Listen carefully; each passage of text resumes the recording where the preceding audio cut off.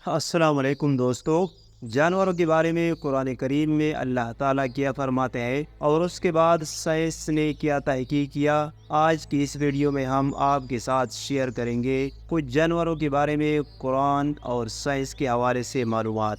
दोस्तों, कुरान और हैवानात यानी ज़ूऑलॉजी, दरअसल कुरान मजीद में हैवानात के बारे में मालूमात और इंकशाफात को कहा जाता है। कुरान के 1000 से ज़्यादा आयात जदीद साइंस के बारे में मालूमात फराहम करती है और इसमें बेसियों आयात सिर्फ हैवानात के बारे में गुफ्तगू करती है। हज़रात मोहतरम, कुरान में मौजूद हैवानात के मुतल्लिक़ हक़ाइक़ जदीद साइंस से मुकम्मल मुताबिकत रखती है। हज़रात मोहतरम, जानवरों और परिंदों में मुआशरे का वजूद क्या है कि जानवर और परिंदे मुआशरे में किस तरह रहते हैं, इसके बारे में अल्लाह ताला कुरान करीम में फरमाते हैं, जिसका तर्जुमा यूँ है, ज़मीन में चलने वाले किसी जानवर और हवा में परों से उड़ने वाले किसी परिंदे को देख लो, ये सब तुम्हारी तरह मुआशरों में ही रहते हैं। तहकीक से साबित हुआ कि जानवर और परिंदे भी मुआशरों यानी कम्युनिटीज़ की शक्ल में रहते हैं। मतलब ये कि इसमें भी एक ख़ास इज्तिमाई नज़्म ज़ब्त होता है, वो मिलजुल कर रहते हैं और काम भी करते हैं। और परिंदे परवाज़ किस तरीके से करते हैं और कैसे करते हैं, इसके बारे में भी अल्लाह ताला कुरान करीम में फरमाते हैं, जिसका तर्जुमा यूँ है कि क्या उन लोगों ने कभी परिंदों को नहीं देखा कि फ़िज़ाए आसमानी में किसी तरह मुसख्खर है। अल्लाह ताला की सिवा किसने उसको ताम रखा है, उसमें बहुत सी निशानियाँ हैं उन लोगों के लिए जो ईमान लाते हैं। और दूसरी जगह अल्लाह ताला फरमाते हैं कि ये लोग अपने ऊपर उड़ने वाले परिंदों को पर पे लाते और सुपड़ते नहीं देखते।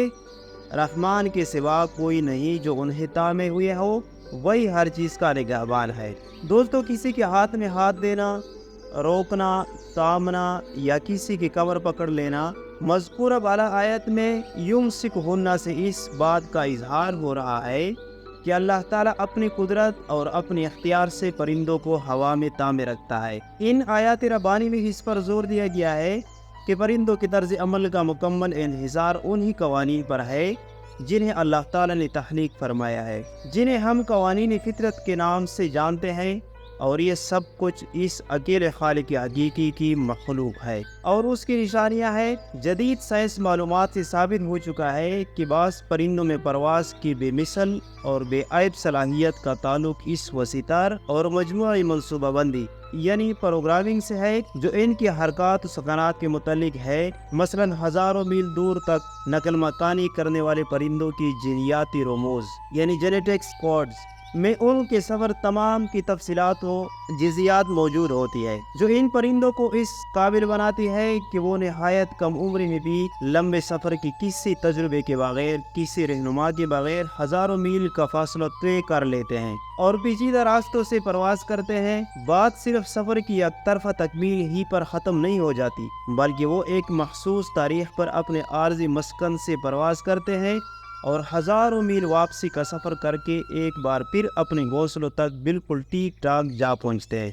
प्रोफेसर हेम्बर्गर ने अपनी किताब पावर एंड फ्रेजिलिटी में मटन बर्ड नामी एक परिंदे की मिसाल दी है, जो बहरुलकाल के इलाकों में पाया जाता है। नकल मकानी करने वाला ये परिंदा 24,000 किलोमीटर का फासला 8 की शक्ल में चक्कर लगाकर तय करता है। ये अपना सफ़र 6 बार में पूरा करता है और मकाम इब्तिदा तक ज़्यादा से ज़्यादा 1 हफ्ते की ताख़ीर से वापस पहुंच जाता है।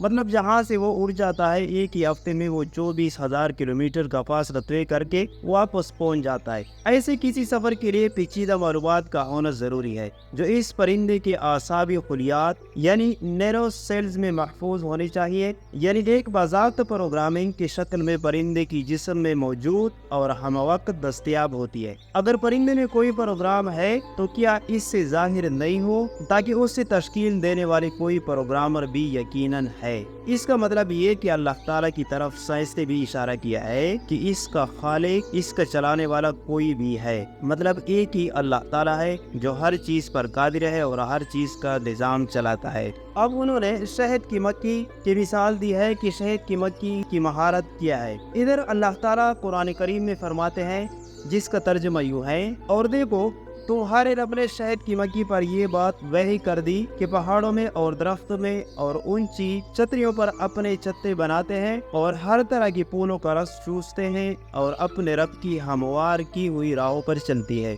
वॉन फिश ने शहद की मक्खियों की तर्ज अमल और उनमें राब्ता अबलाग यानी कम्युनिकेशन की तहकीक पर 1973 ईस्वी में नोबेल इनाम हासिल किया। शहद की किसी मक्खी को जब कोई नया बाग या फूल दिखाई देता है तो अपने छत्ते में वापस जाती है और अपनी साथी शहद की मक्खियों को उस मकाम का ठीक ठाक रास्ता वहां पहुंचने वाले रास्ते के मुफस्सल नक्शे से आगाह करते हैं। शहद की मक्खी पैगाम रसानी का ये काम खास तरह की जिस्मानी हरकत से लेते हैं जिन्हें शहद की मक्खी का रक्स यानी बी डांस कहा जाता है।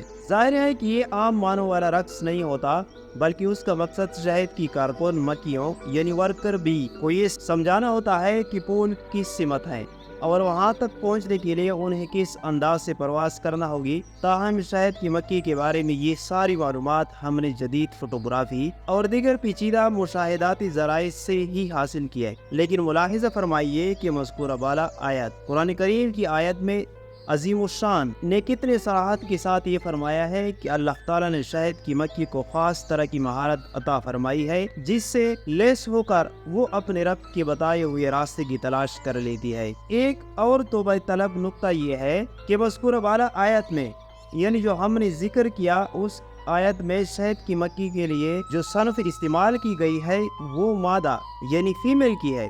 इससे ये जाहिर होता है कि ग़िज़ा की तलाश में निकलने वाली शहद की मक्खी मादा होती है, मतलब सिर्फ मादा ही यही काम करती है, नर नहीं करता। बअल्फाज़ दिगर सिपाही या कारकुन शहद की मक्खी भी मादा ही होती है। दिलचस्प हकीकत यह है कि शेक्सपियर के ड्रामे हेनरी द फोर्थ में बाज़ किरदार शहद की मक्खियों के बारे में भी बातें करते हुए कहते हैं कि शहद की मक्खियाँ सिपाही होती है और ये कि उनका बादशाह होता है।